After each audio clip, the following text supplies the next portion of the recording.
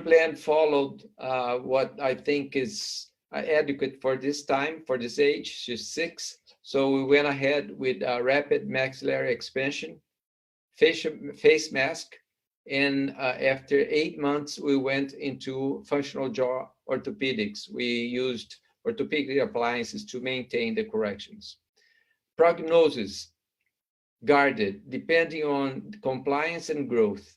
Probable additional ortho treatment with fixed appliances during puberty.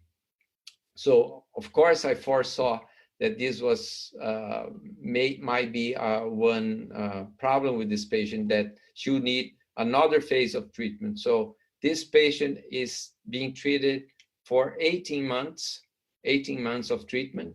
That's the plan. And then she will be followed every 6 months. She will come to the office just for follow-up.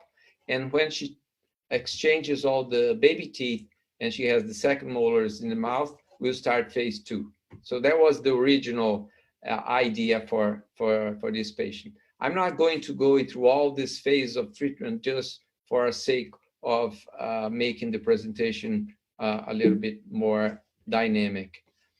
So when she was 11, after we went all through this first phase, RPE, face mask, and functional jaw orthopedics, we used removable appliance for functional jaw orthopedics. And she was at this stage, she's 11 right now, and she has a class 1 molar, class 1 premolars, and she has no room for the upper canines in both sides. So we had exchanged the problems that she